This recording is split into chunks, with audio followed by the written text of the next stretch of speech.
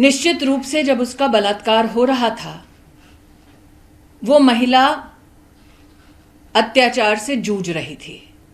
सवाल ये उठता है कि क्या किसी ने उस फ्लोर पर उस महिला के चिल्लाने की आवाज को नहीं सुना? वो कौन है जिसकी वजह से अस्पताल में वो रेपिस्ट आश्वस्त था कि वो रेप करने के बाद घर लौट सकता है? एक लड़की का बलात्कार होता है अपने ही अस्पताल में। वो चिल्लाई तो किसी ने अस्पताल में सुना नहीं। मैं दोबारा कहती हूं, तेरा रेप मेरा रेप की पॉलिटिक्स को बंद करें ममता दी। प्रदेश की होम मिनिस्टर ममता जी हैं। हेल्थ का चार्ज किसके पास है? मुख्यमंत्री कौन है? तो किसके खिलाफ वो प्रदर्शन कर रही थी? अपने खिलाफ। प्रोटेस्टर्स अनसेफ हैं, रेपिस्ट और मॉब सेफ है। ये कहां का न्याय है? मीडिया के रिपोर्ट्स के मुताबिक उस महिला के मृत शरीर से, आंखों से, वजाइना से खून बह रहा था। उसकी छाती पर वार हुआ था, पेट पर वार हुआ था, टांगों पर वार हुआ था, दोनों हाथों के नाखून टूटे पाए गए। निश्चित रूप से जब उसका बलात्कार हो रहा था, वो महिला अत्याचार से जूझ रही थी। सवाल ये उठता है कि क्या किसी ने उस फ्लोर पर उस महिला के चिल्लाने की आवाज को नहीं सुना? मीडिया की रिपोर्ट्स के अंतर्गत यह भी जानने में आया है कि 150 mg सीमन उस महिला में पाया गया। क्या ये एक रेपिस्ट का काम है? क्या यह संभव था कि वो व्यक्ति उस महिला को रेप भी कर रहा था, टांगे भी तोड़ रहा था, हाथ भी तोड़ रहा था, आंखें फोड़ रहा था, छाती पे मार रहा था, पेट पे मार रहा था? वो महिला चिल्ला रही थी और ना कोई सुन पाया, और ये सारा कृत्य उस एक रेपिस्ट ने अकेले किया। वो कौन है जिसकी वजह से अस्पताल में वो रेपिस्ट आश्वस्त था कि वो रेप करने के बाद घर लौट सकता है? वो कौन है जिसने इतने जघन्य अपराध के बाद भी अस्पताल के उसी फ्लोर पर रेनोवेशन जारी रखा? क्राइम सीन कितना बड़ा है? अस्पताल में ये किसने डिसीजन लिया? वो कौन है पुलिस में जिसने इस महिला के माता पिता को फोन कर कर ये कहा कि लड़की ने आत्महत्या की है? उस ऑफिसर के खिलाफ अब तक क्या कार्रवाई हुई है? उस ऑफिसर को किसने निर्देश दिया, इंस्ट्रक्शन दिया कि वो लड़की के माता पिता को ये कहें कि सुसाइड हुआ है? वो ऑफिसर और उसका अगर सुपीरियर ऑफिसर है तो वो इस निष्कर्ष पर कैसे पहुंचे? और अगर किसी के इशारे पर पहुंचे तो वो व्यक्ति कौन है?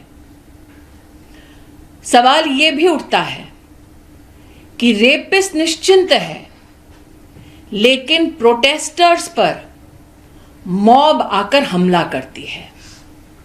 यह कैसे संभव है कि गुंडों की एक फौज इकट्ठी होती है शहर में और पुलिस को पता तक नहीं चलता? यह कैसे संभव है कि गुंडे आकर, मॉब आकर अस्पताल में तोड़फोड़ करते हैं और मीडिया की रिपोर्ट ये कहती है उन चीजों के साथ तोड़फोड़ करते हैं जो शायद एविडेंस का हिस्सा है? आज मैं सबसे गुजारिश करती हूं, सबसे निवेदन करती हूं, हम में से कई हैं जो मीडिया में हैं, पॉलिटिक्स में हैं, साधारण नागरिक का जीवन जी रहे हैं। निर्भया के निर्मम कांड के बाद हम सब हिंदुस्तानियों ने आवाज उठाई थी। कानून में भी बदलाव लाया गया, कानून को सख्त किया गया, जुडिशरी में आज महिला के ऊपर हुए अत्याचारों के केस कितने समय से लंबित हैं, इस वक्त मैं उस पर चर्चा नहीं कर रही। जो प्रोटेस्टर्स इकट्ठे हुए कलकत्ता शहर में, वो शायद एक दूसरे को ना जानते हैं, ना कभी किसी ने किसी से एक दूसरे का धर्म पूछा, ना रीजन पूछा, ना जाति पूछी, ना वोट प्रेफरेंस पूछा। विषय है कि उस लड़की को न्याय मिलेगा या नहीं मिलेगा।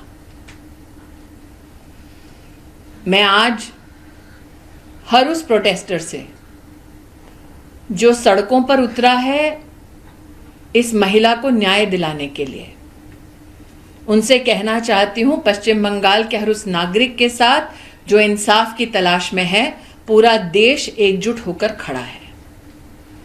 लेकिन हमें सवालों पर वापस ध्यान केंद्रित करना है। एक लड़की का बलात्कार होता है अपने ही अस्पताल में, वो चिल्लाई तो किसी ने अस्पताल में सुना नहीं। उसकी टांगे तोड़ी गई, पेल्विक रीजन तोड़ा गया, हाथ तोड़े गए, नाखून उखाड़े गए, छाती पर मारा गया, पेट पर मारा गया, आंखें फोड़ी गई, वजाइना से ब्लीड कर रही थी, आंखों से ब्लीड कर रही थी, और ये सब एक रेपिस्ट ने किया। सवाल कई हैं, जवाब का इंतजार जनता को है। मैम, मुख्यमंत्री ममता बनर्जी ने कुछ देर पहले ही उन्होंने भी एक प्रोटेस्ट रैली मार्च किया है। उसमें वो कह रहे हैं कि जो मुझे पता चला कि आरजीकर में जाकर सीपीएम और भाजपा ने तोड़फोड़ की है 14 तारीख को। मैं दोबारा कहती हूं, तेरा रेप मेरा रेप की पॉलिटिक्स को बंद करें ममता दी। क्या अब लड़की के बलात्कार के लिए, उसके इंसाफ के लिए हिंदुस्तान की जनता तभी आवाज उठाएगी उस लड़की की और उस प्रदेश की पॉलिटिक्स को देखकर? और अगर ममता जी को लेफ्ट विंग से इतनी ही परेशानी है तो इंडिया अलायंस छोड़ दें। लेकिन प्रश्न उठता है कि मिचिल विरोध प्रदर्शन किसके खिलाफ किया? प्रदेश की होम मिनिस्टर ममता जी हैं। हेल्थ का चार्ज किसके पास है? मुख्यमंत्री कौन है? तो किसके खिलाफ वो प्रदर्शन कर रही थी? अपने खिलाफ। जनता की आंखों में धूल झोंकना बंद करें। जनता जो जवाब मांग रही है उन जवाबों को दें। किसके आदेश पर यह कहा गया कि लड़की ने सुसाइड किया था? क्यों, अगर माता पिता पिटीशन कर रहे हैं कि 150 mg सीमेन है, तो क्या उसका उल्लेख एफआईआर में है? किसने मॉब को अलाउ किया एकत्रित हो और प्रोटेस्टर्स को पीटे? प्रोटेस्टर्स अनसेफ है, रेपिस्ट और मॉब सेफ है। यह कहां का न्याय है?